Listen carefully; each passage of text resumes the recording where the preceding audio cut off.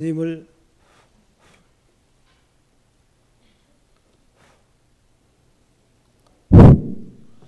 어느 목사님을 잘 아는 친구가 병이 나서 의사가 왕진을 왔습니다. 그런데 그 의사와 함께 인사를 나누고 의사가 명함을 건네는데 그 명함을 보니까 거기에 성명, 주소, 그 다음에 고린도 후서 5장 17절의 말씀이 적혀 있습니다. 그래서 그 목사님이 그 의사에게 아이고 아주 좋은 명함을 가지고 있네요 라고 그렇게 인사를 하니까 그가 말하기를 저는 약병에도 약봉지에도 또 자기 가방에도 그리고 심지어는 평지 봉투에도 병원에서 발행하는 평지 봉투에도 고린도 후서 5장 17절을 쓰고 사용합니다. 그랬더니 그 옆에 있던 친구가 말하기를 저분이 원래는 참 허랑방탕한 생활을 했는데 아주 그 의술과 학설도 훌륭했지만 술이 심하고 아주 수스러운 생활을 하다가 3년 전에 한 목사님이 고린도 후서 5장 17절의 말씀을 가지고 설교하는 말씀을 듣고 그날 저녁부터 완전히 그 생활의 변화돼서 육신의 병만 고치지 않고 영혼을 고치는 일을 하기 위해서 전도하기 위해서 이 성경 말씀을 이제 저가 써서 사용한다는 거예요. 오늘 우리가 고린도 후서 5장 17절의 말씀을 읽었습니다. 다시 한번 읽어볼까요? 고린도 후서 5장 17절 그런즉 누구든지 그리스도 안에 있으면 새로운 피조물이라 이전 것은 지나갔으니 보라 새 것이 되었도다. 제가 참회 기도를 하면서 항상 이제 이 말씀을 같이 함께 묵상하는데 사람들은 보통 환경이 변하는 것을 복이라 그렇게 이야기합니다. 물론 좋지 않은 환경이 좋은 환경으로 바꾸는 것을 복이 아니라고 할 수는 없겠죠. 그러나 그것과 비교할 수 없는 복은 사람이 바뀌는 거예요. 내가 바뀌는 것입니다. 좋지 못한 사람이 좋은 사람으로, 훌륭하지 못한 사람이 훌륭한 사람으로, 형편없는 사람이 하나님을 닮은 사람으로 바뀌는 것, 이것이야말로 복 중의 복입니다. 그래서 예수를 믿어 하나님으로 받은 그 복 중에 최고의 복은 환경이 바뀌는 것이 아니라 사람이 바뀌는 거예요. 사람이 바뀌는 게 복입니다. 성경에 보면 하나님께서 인간을 지으실 때 인간과 동물의 차이, 그것이 무엇입니까? 공통점은 있어요. 생육하고 번성하고 땅에 충만하라, 이건 공통점입니다. 그러나 인간에게만큼은 이미지되었어. 하나님의 형상으로 지으시고 땅을 정복하고 하나님이 지은 모든 것을 다 다스리라, 소위 말하는 문화명령을 사람에게만 주셨습니다. 모양은 물론이거니와 하는 생각과 행동 그리고 삶 전체가 하나님을 닮아서 아주 근사한 하나님의 사람으로 살라고 주신 거예요. 그런데 우리가 알다시피 우리 인간은 우리 조상 아담과 하와가 선악과를 따먹고 범죄하는 순간 낙원을 잃어버렸어요. 신낙원을 잃어버린 것으로 끝나지 않냐고 하나님께서 허락하신 하나님의 형상을 상실해 버렸어요. 이때부터 인생의 삶 속에 빈곤이 임하는 거예요. 하나님의 낙원에 거할 때, 하나님의 형상대로 살 때는 부족함이 없었어요. 그러나 낙원을 상실한 다음부터는 빈곤이 임합니다. 생각이 빈곤하고 실질적으로 현실의 삶 속에 물질적으로도 여러 가지로 빈곤해서 결국은 어떻게 해요? 애를 쓰지만 안 되거든. 그러니까 남의 것을 탐하고 시기와 질투, 경쟁, 그 개인의 경쟁이 결국은 큰 전쟁이 되고, 제가 요즘 와서 느끼는 것은 뭐냐면 소위 세상에서 성공했다는 사람들의 특징이 있더라고요. 좀 죄송스러운 말이지만 남을 속이고, 그렇지 않고는 진짜 성공하기 힘든 시대를 살고 있더라고요. 정상적인 방법으로 성공한다는 게 쉽지 않은 그런 시대를 우리가 살고 있어요. 그래서 하나님의 형상을 잃어버린 인간들, 세상에 우리 사람처럼 악하고 추하고 더러운 것이 없다니만큼 인간은 타락하고 부패했어요. 뭐 더 말할 나위 없이 요즘 신문을 보면, 미디어를 보면, 방송을 통해 보면 얼마나 추악한 이야기들이 계속 나오고 있어요. 본래 하나님은 그렇게 짓지 않았거든요. 겉으로는 다 그럴 듯 보이지만 속을 보면 그렇지 않습니다. 비겁해요. 정직하지 못합니다. 야비합니다. 욕심과 사납고 거칩니다. 악합니다. 추하고 부끄러워요. 우리의 은밀한 생각과 그 삶들이 드러나게 된다면, 들통나게 된다면 우리는 그 수치 때문에 잠시도 견디기가 어려울 것입니다.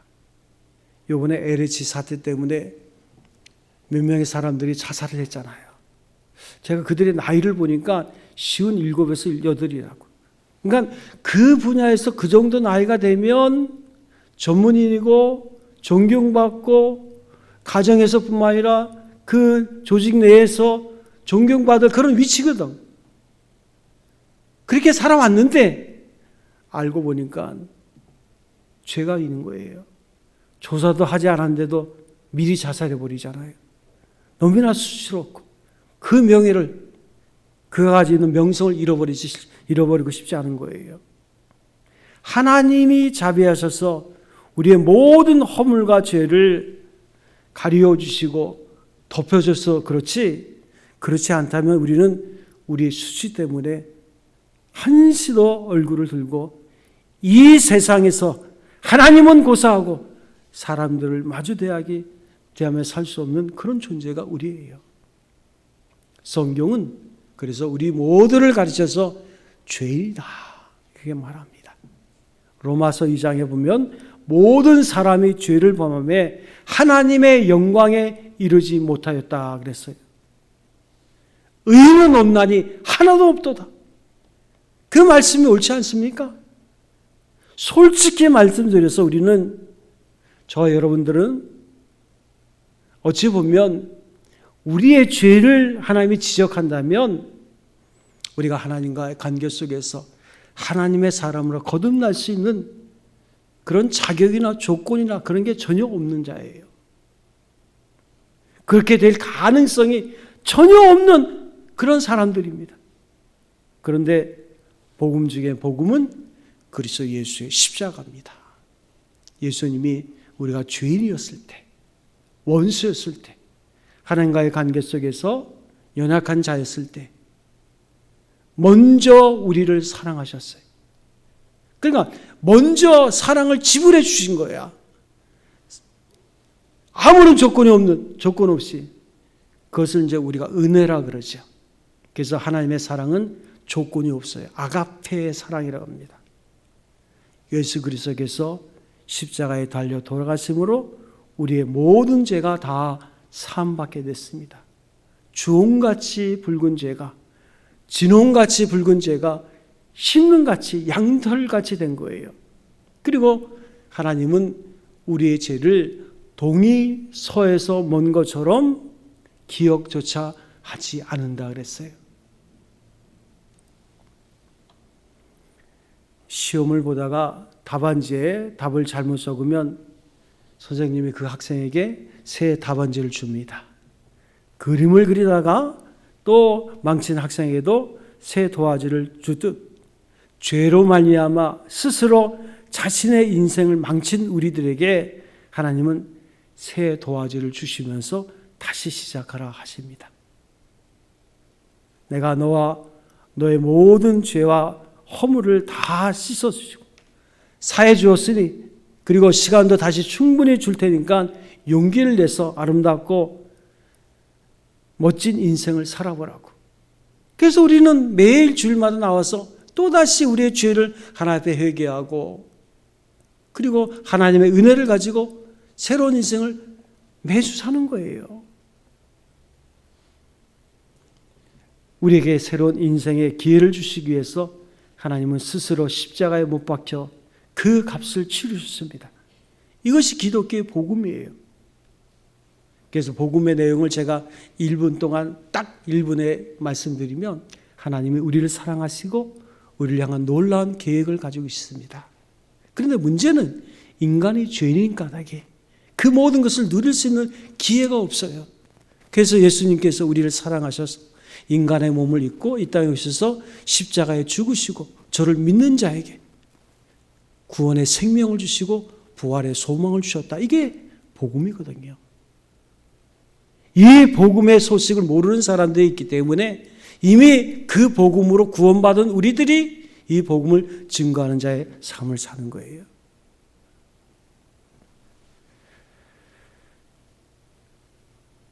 일본의 한 미우라 아야코라는 소설가가 쓴 양치는 언덕이라는 소설에 있습니다.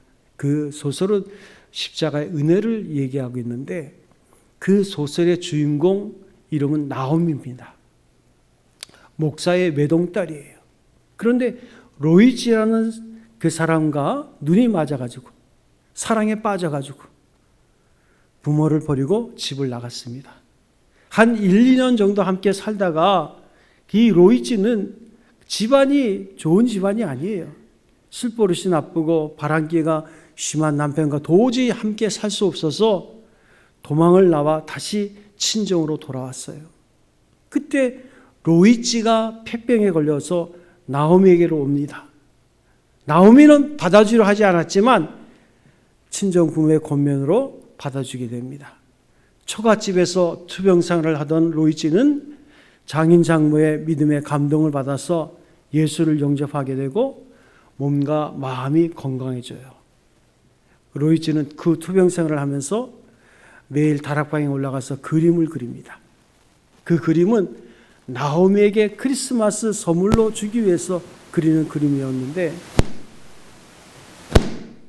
그는 자기가 그리는 그림을 누구에게도 보여주지 않고 언제나 하얀 천으로 덮어놨어요. 나오미에게도 완성되기 전까지는 보여주지 않기로 약속하고 그런데 크리스마스 이브 전날에 그가 전에 사귀던 좋지 못한 여자로부터 전화가 옵니다. 한 번만 만나달라고. 그래서 한 번 나갔는데 그 여자가 술을 권하지만 사양합니다. 하룻밤 보내자고 유혹을 하지만 넘어가지 않았어요. 그런데 그 여자가 몰래 술에 수면제를 타서 이 술 한 잔 마시면 보내주었다 했는데 결국은 그 술을 마시게 되고 자꾸만 졸린 거예요. 그래서 그것에서 잠들지 않으려고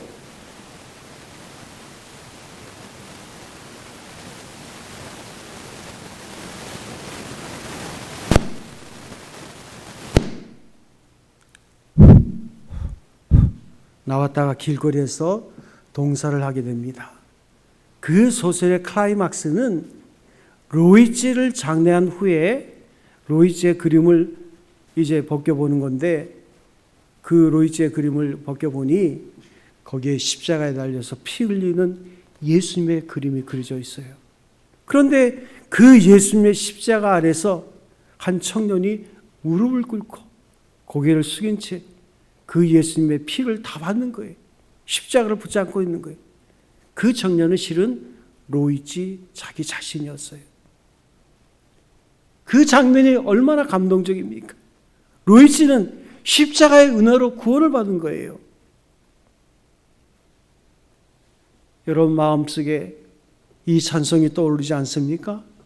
찬송가 268장 우리가 가사만 한번 보겠습니다. 죄에서 자유를 얻게 함은 보혈의 능력 주의 보혈 시험을 이기고 승리하니 참 놀라운 능력이로다. 주의 복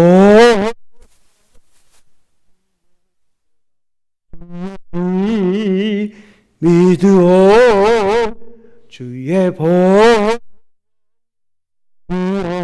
향해 매우 귀중한 피로다.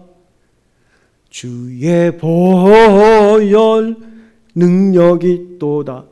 예수 그리스도의 피, 십자가에 능력이 있는 거예요. 그 피로 우리가 죄 사함 받고 믿는 자에게 구원이 임하는 것입니다. 예수 그리스도의 십자가, 그 십자가의 보혈이 우리의 죄를 사하고 깨끗게 하는 거예요. 여러분 성경에 보면 다윗이 나옵니다. 다윗은 하나님의 사람으로 씻을 수 없는 죄를 지은 사람이에요. 밧세바와 간음하고 그것을 은폐하기 위해서 밧세바의 남편이요 충성스러웠던 부하였던 우리아를 비열한 방법으로 그가 죽입니다. 요즘 그런 같은 죄를 짓는다면 왕이라도 그건 용서할 수 없는 죄죠. 아주 비열하기 짝이 없는 죄를 지은 다윗이 성경에 보면 다시 성군이 되고 믿음의 조상이 되고 하나님의 마음에 합한 사람이다. 하나님이 그렇게 말씀하세요. 이게 어떻게 된 거예요? 거기에 십자가가 있습니다. 우리가 생각해 보면 아니 다윗은 십자가 이전의 사람인데 어떻게 십자가 때문에 다윗이 구원을 얻을 수 있을까? 그렇게 생각하는 분이 있지만 십자가는 역사적이면서도 동시에 초역사적인 사건입니다. 2000년 전에 실제로 있었던 역사적인 사건이지만 그 능력과 의미는 초역사적인 거예요.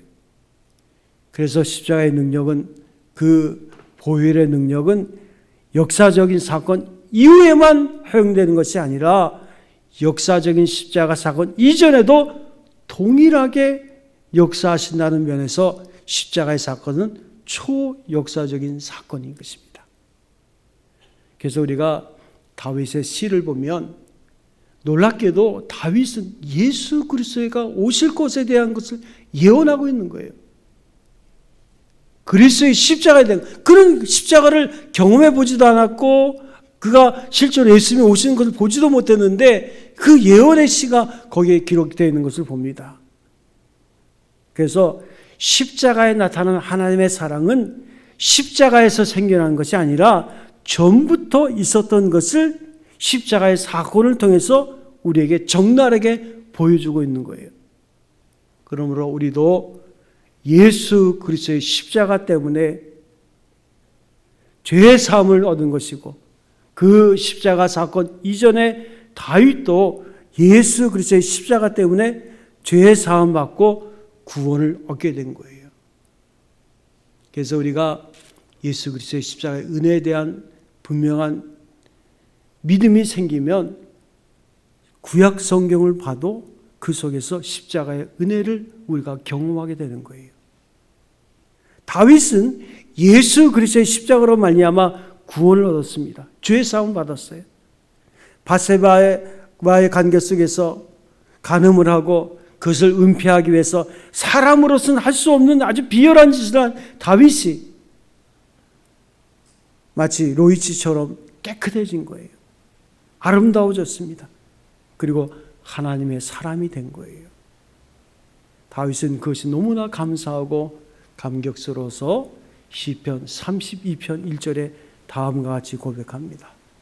우리 한번 같이 읽어보겠습니다. 허물에 사함을 받고 자신의 죄가 가려진 자는 복이 있도다. 다윗의 죄는 치명적인 죄입니다. 세상의 그 어떤 것으로도 그 죄의 사슬과 결박을 끊을 수가 없는 거예요.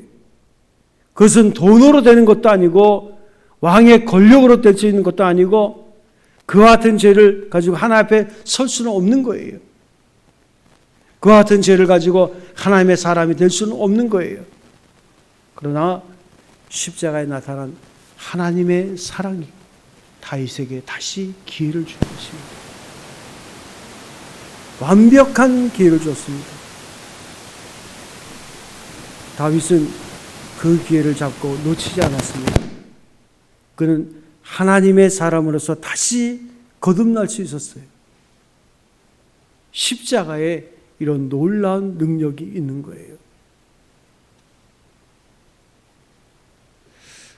우리 교회 출석하는 장로님 한 분이 십자가를 선물했는데 그 압구정동에 소망교회라고 있습니다.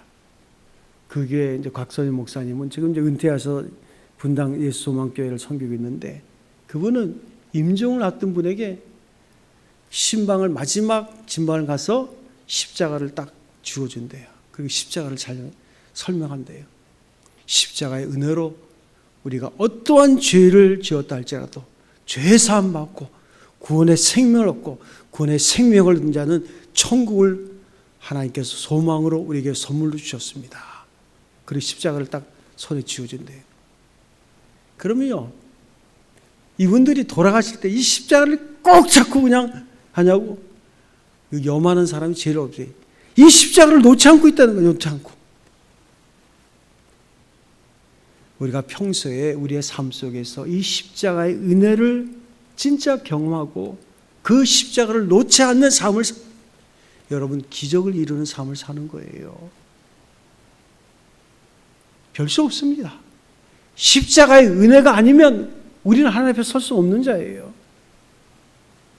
신약의 사도 바울에게도 그와 같은 다윗의 은혜를 찾아볼 수 있는데 다윗의 시편 30편 1절과 같은 그 말씀이 오늘 고린도후서 5장 17절의 말씀이에요. 그런즉 누구든지 그리스도 예수 안에 있으면 새로운 피조물이라. 보라 이전 것은 지나갔으니 보라 새 것이 되었도다. 사도 바울이 이 본문에서 말씀하고 있는 그리스도 안, 그리스도의 십자가를 의미합니다. 여러분 우리가 그리스도 안에 있을 때 소망이 있는 거예요. In Christ.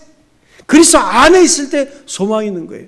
그리스도를 벗어나고 십자가를 놓아버리면 소망이 없어요. 그 십자가를 우리가 붙잡는 거예요. 그 십자가를 우리의 마음의 생각에 딱 가지고 십자가의 은혜. 나는 하나님의 죄인이지만 그리스도 예수의 십자가의 은혜로 가치 있는 인생으로 부름받았고 내가 예수 그리스도의 십자가를 고백함으로 내 안에 주 이거 잊지 마세요. 우리가 매년 올해도 우리가 사순절 기간을 보내고 이제 다음 주는 고난주간 그 다음에 4월 첫 주가 이제 부활주일인데 왜 연례 같은 행사를 계속합니까? Remember, 기억해야 되는 거예요. 그 은혜를 기억해야 되는 거예요. 하나님은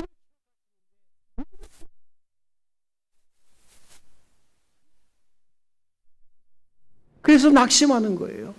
그래서 절망하는 거예요. 예수님의 그리스도의 십자가에서 우리에게 승리를 안겨줬는데 우리는 그걸 잃어버리고 살기 때문에 삶이 문제처럼 여겨지는 거예요. 바울은 그리스도 예수의 십자가를 정확하게 이해하고 있었어요. 언젠가 우리는 하나님의 심판대 앞에 심판을 받고 영원히 죽을 수밖에 없는 우리를 위해서 예수 그리스도의 십자가에 달려 죽으심으로 우리 모든 사람이 그리스도와 함께 죽었다는 거예요. 뭐가 죽었을까? 갈라디아서 2장 20절에 보면 사도 바울은 내가 그리스도 예수와 함께 십자가에 못 박혀 죽었나니 나는 죽었어요. 그런즉 누구든지 그리스도 예수 안에 나는 십자가에 죽었지만 내가 육체 가운데 사는 것은 내가 남은 인생을 사는 것은 그리스도 예수를 믿는 믿음 안에서 사는 것이라.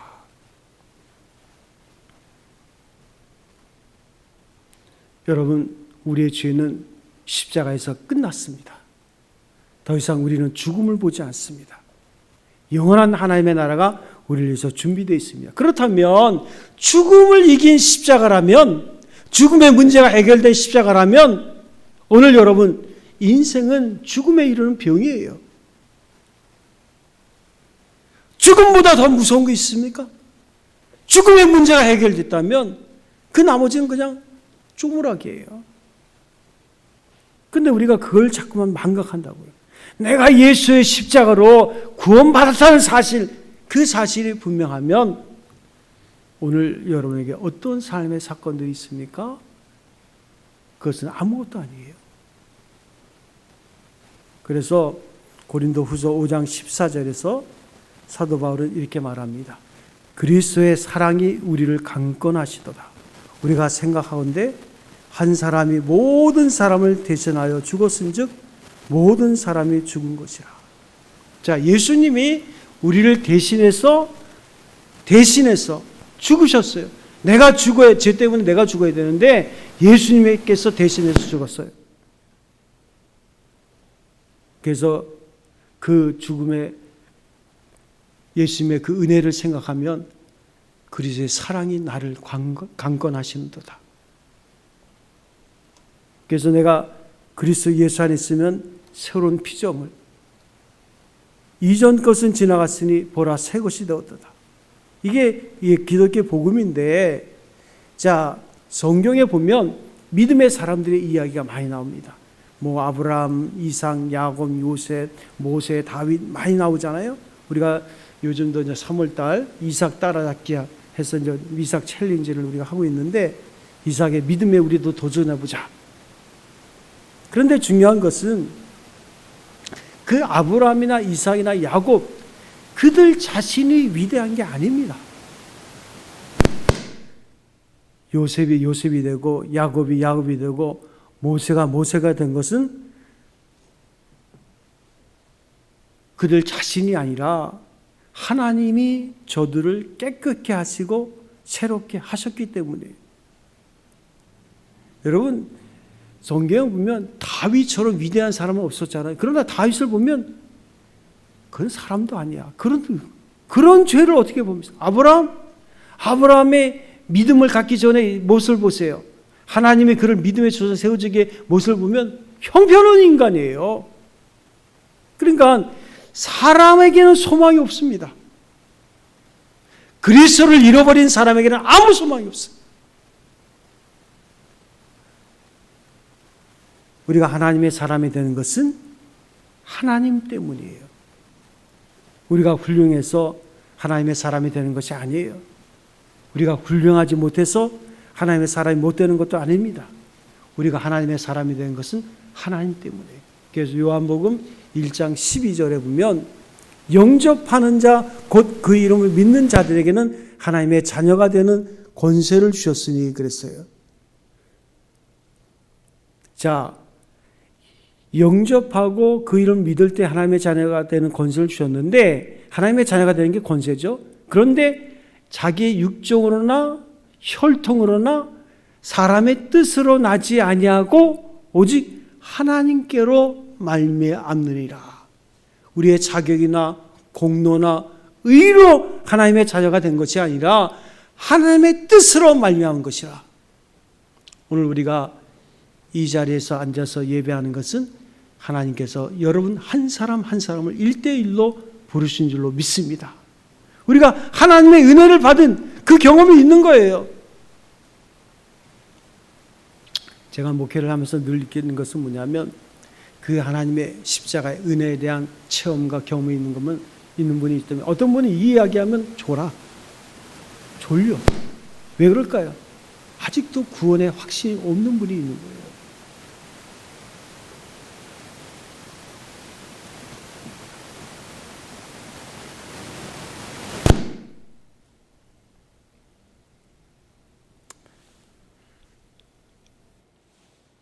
여러분들이 이 축복을 알게 되면 다른 축복에는 별로 관심이 없게 되는 거예요.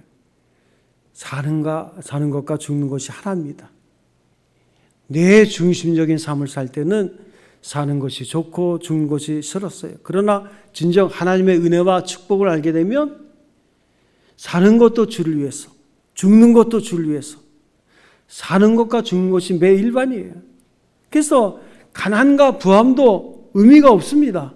하나님 때문에 가난해질 수도 있고 부자가 된다고 해도 부자의 의미는 부에 대한 소유에 있지 않은 거예요. 어떻게 하면 내가 주를 위해서 더 많이 쓸 수 있을까? 이것만 생각하는 거예요. 그리고 하나님께서 나를 더 많이 쓸 수 있도록 부하게 하셨다는 그 은혜에 감사하는 거예요. 다윗과 바울은 그와 같은 하나님의 축복을 받았던 사람입니다.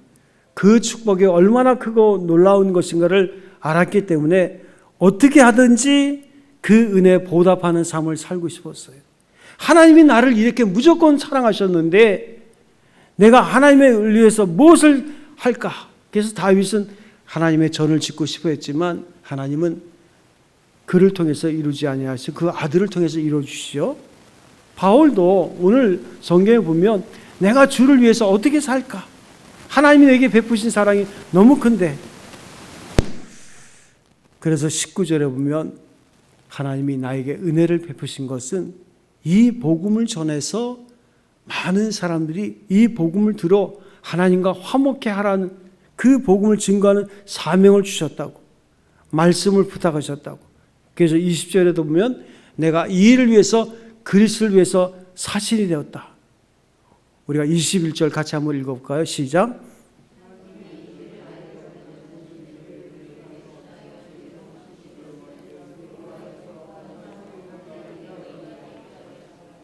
바울은 인생을 사는 목적을 예수님의 십자가에서 발견합니다.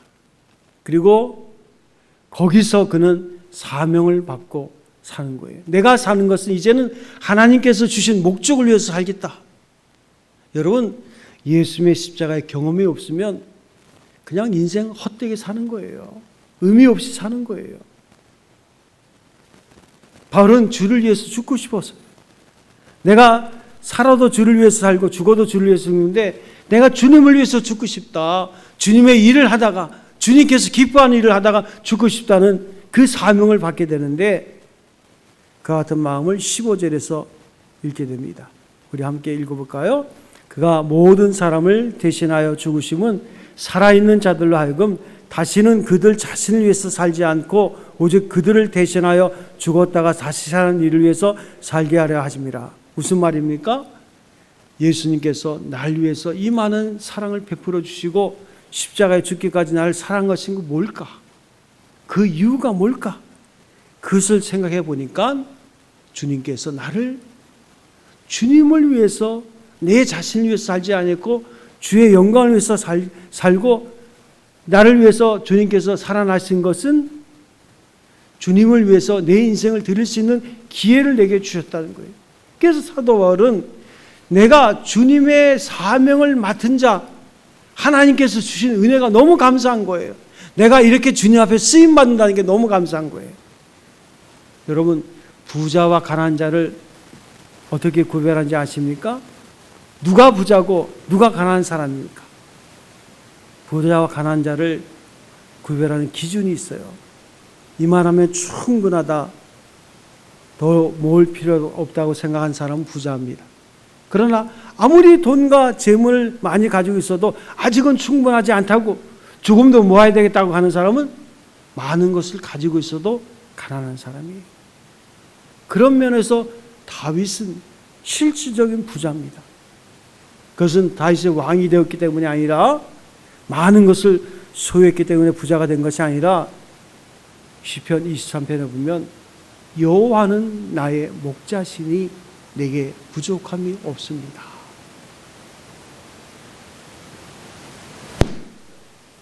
하나님이 내 인생의 목자가 되시니 내게 부족함이 없다는 거예요. 그리고 그 다윗 주변에 많은 원수들이 있지만 그 모든 짐을 다 주님께 맡기니까 내 잔이 넘치나이다. 그런데 아버지의 부를 이어받은 솔로몬은 전도서에서 그 많은 부를 사용하면서 헛되고 헛되다, 모든 것이 헛되다, 모든 강물을 바다로 연하여 그리되 바다를 채우지 못한다라고 고백하고 있어요. 그는 많은 부를 가지고 있지만 좀 더 많은 것을 구하는 그 가운데서 다윗은 부자고 솔로몬은 가난한 사람이에요. 십자가의 은혜와 능력을 안 바울은 다른 축복을 그에 비하면 마치 배설물과 같다 그랬어요. 바울은 그 시대의 최고의 지성인, 최고의 학벌을 나왔고 최고의 지식을 가지고 있었고 로마의 시민권도 가지고 있었어요.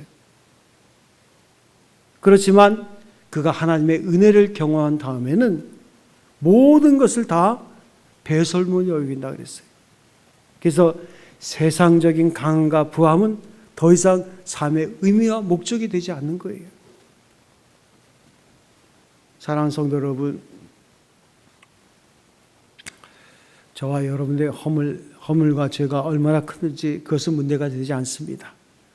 저와 여러분 다 하나님의 사람이 됐어요. 그런데 혹은 제가 목회자의 입장에서 아직도 그리스도 예수를 영접하지 못한 분이 있습니까? 십자가의 은혜를 생각하면 감사하고 감동적이지 못한 분이 있어요? 도대체 십자가가 나와 무슨 상관이 있냐고 그렇게 하는 분이 계십니까? 오늘 여러분들은 십자가의 은혜로 내 죄가 사함받고 우리가 믿음으로 구원받은 것을 믿으십니까? 아직도 예수님의 십자가와 나와 무슨 상관이 있냐고. 예수님의 십자가에 죽기까지 나를 사랑하시는 것이 과연 내 죄를 위해서 십자가에 죽으심이라고 고백되어지는 그 믿음이 아직도 내게 없다면 오늘 이 시간 우리 모두가 다 눈을 감고 잠깐 기도하겠습니다. 사랑하는 성도 여러분, 아직도 내가 예수님을 마음에 영접하지 못한 분이 있습니까? 내가 구원의 은혜 가운데 거하지 못하고 늘 교회는 출석하지만 십자가의 은혜에 대한 감동이 없고 주님에 대한 사랑이 느껴지지 아니하고 여전히 세상은 어렵고 힘들고 내가 신앙생활하는 게 무슨 의미가 있을까? 이런 마음을 가지고 사는 분이 계십니까? 아직도 그리스도 예수를 영접하지 못했다면 이 시간을 통해서 내가 주님을 만나기를 원합니다 하는 분이 계시면 오른손을 잠깐 들어주시기 바랍니다. 내가 십자가의 은혜를 경험하고 그 은혜로 거듭나서 하나님의 자녀로 살기 원합니다. 그 마음에 고백하는 분이 있다면 손을 드시고 손을 내리세요. 저를 따라하겠습니다. 하나님 아버지, 내가 오랫동안 신앙생활을 했지만 십자가의 은혜로 내가 죄사함 받고 믿음으로 구원받은 사실이 느껴지지 않습니다. 주여 나를 불쌍히 여기시고 주의 성령께서 우리의 마음을 주관하셔서 예수 그리스도의 십자가의 사랑을 경험하고 고백하는 귀한 시간이 되게 하여 주옵소서. 내가 주님을 사랑하기 원합니다. 십자가의 은혜로 죄사함 받기 원합니다. 예수님의 이름으로 기도합니다. 아멘. 우리 아버지 하나님, 아직도 예수님의 십자가가 은혜로 느껴지지 못하고 사랑으로 느껴지지 못하고 그분의 죽으심이 실감되지 못하는 성도들을 하나님께서 긍휼히 여기시고 주님, 내가 십자가의 은혜로 죄의 사함 받고 구원의 생명 있는 자의 삶을 살기 원하니 주여 나를 불쌍히 여기시고 인도하여 주시옵소서. 나는 죄인입니다. 내가 죄로 인해서 죽을 수밖에 없는 죄인인데 예수님께서 십자가의 은혜로 나를 사랑하셨다면 주를 믿고 믿음 있는 자의 삶을 살기 원합니다. 아버지, 저를 하나님께서 기억하시고 저를 통해서 하나님 영광 받으시고 인도하여 주옵소서. 또한 이 시간에 이미 십자가의 은혜로 구원받은 성도들을 하나님께서 기억하여 주시고 그 믿음 안에서 어떠한 삶의 환경과 사건이 있다 할지라도 그 사건 속에 내 자신을 잃어버리지 아니하고 오직 주님과 함께 동행하며 믿음 안에서 날마다 승리하는 우리의 인생이 되게 하여 주옵소서. 은혜와 사랑 감사하고 예수님의 이름으로 기도합나이다. 아멘.